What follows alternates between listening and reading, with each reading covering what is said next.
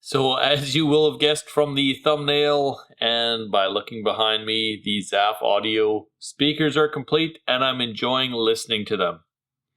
The sound curves of these things have come out extremely flat. The only errors in any of the curves here I find are when I'm moving the microphone around or if the distance is a little bit off, is room reflections or room errors. So that's something that I'll have to address in the future. But as of right now, they're awesome. And here's how I went and put the last little bit of these speakers together.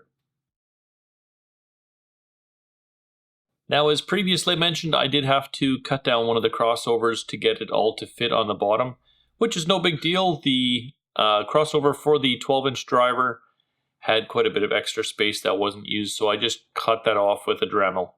Now, because I did elect to paint these things black, I was able to put these things all together, dry fit them all before I actually glued them together.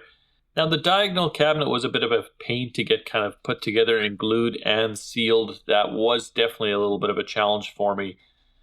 I'm going to go through and kind of have a video series on all the best practices, I guess, maybe, of putting speaker boxes together that I learned kind of along the way that I had to research for myself. That playlist is what's coming up in the future. There'll be a whole video set. So if you're looking to build speaker boxes, instead of having to go through stuff the hard way, I'll do my best to give you the solutions to the problems. Anyway, back to the video.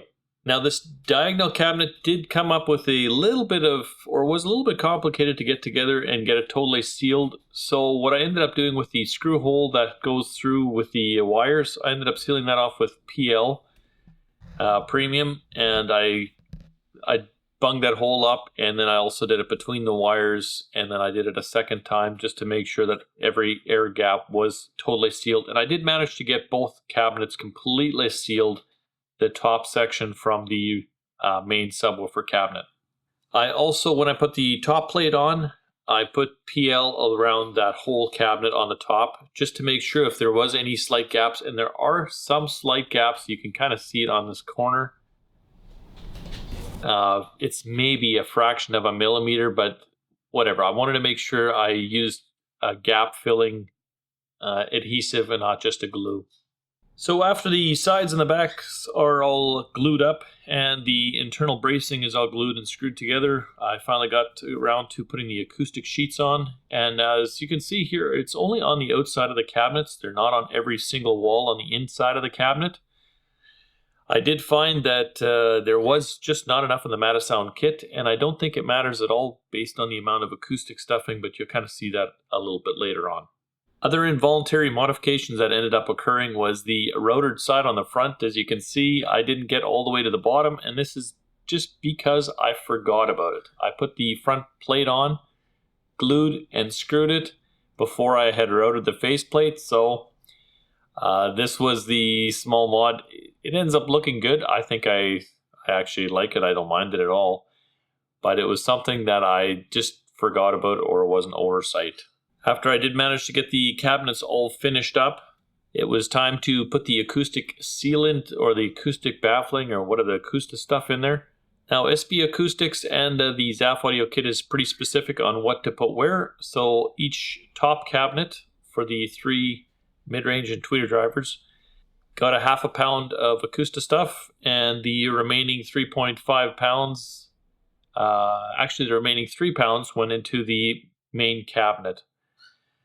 Now, good for me is I've got these long, lanky arms, so I had no problem getting it into the top cabinet, but I could see that that might be a challenge for some people, so something to keep in mind, you might have to put the Acousta stuff in there before you finish into the upper topmost cabinet beside the mid-range chamber.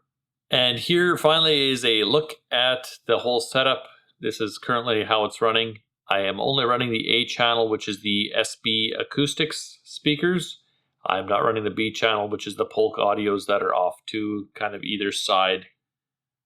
Right now it's just kind of for comparison. Eventually when I finish this whole setup, I'll probably end up using the Polk Audios for like a side channel and using my existing side channels here as a rear channel.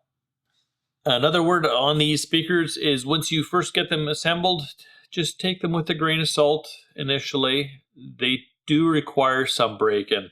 I definitely noticed the sound, just major improvements, even after just 8 hours of listening to music on them. So they continue to improve with every hour that's going by that I have them going. And I wish I could be playing music in the background so you guys could get a chance to hear, but fortunately everything is copyrighted. So I'm not able to take some of the best tracks and use that as a comparison track.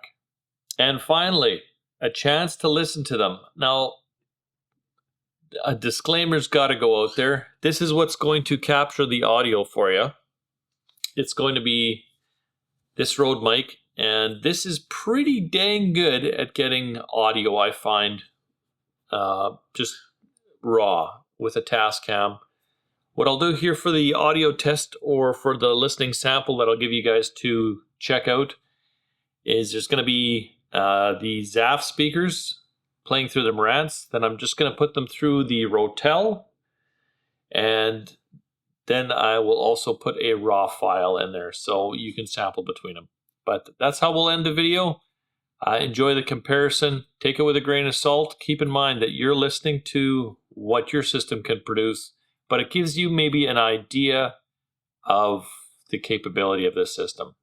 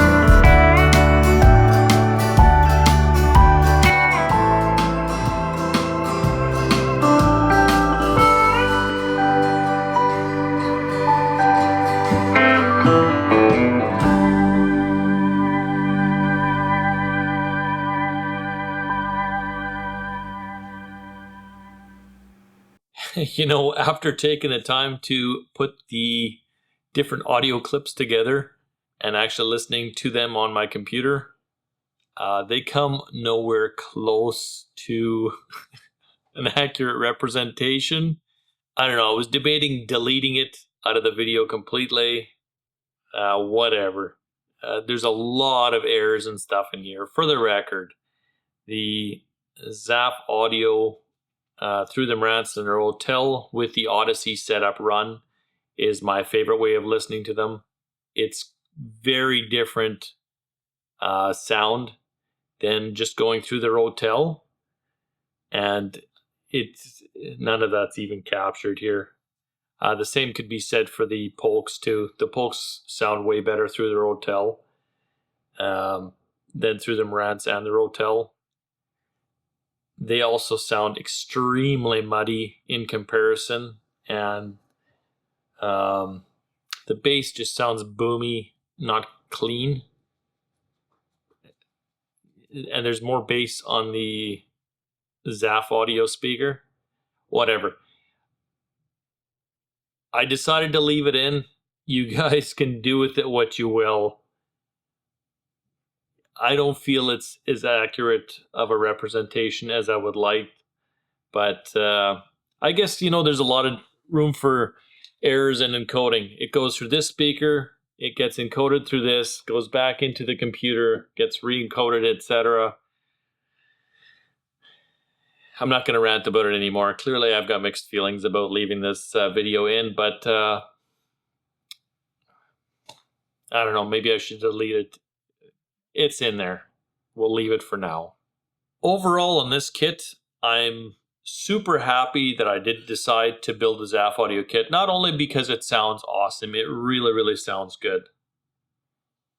But this taught me a lot on best practices and the importance of a speaker crossover. I also used the crossovers in the Zap audio kit with the Uglis 420 pair just to kind of see, and I learned a ton just off of doing that, so hopefully I can apply that going forward. The goal going forward for the channel is to either, after the speaker building series is done, it's going to be either making a center channel to replace the I think it's CSI5 or I3, something like that from Polk Audio, somewhere behind me there. It's going to be either doing that, or it's going to be a very budget-friendly, good-sounding speaker for just anybody that they have a chance to get good audio quality that doesn't demand a whole lot of a budget. If you'd like to see, let me know which one you'd be more interested in checking out and following along with in the comments, and I will be sure to read them.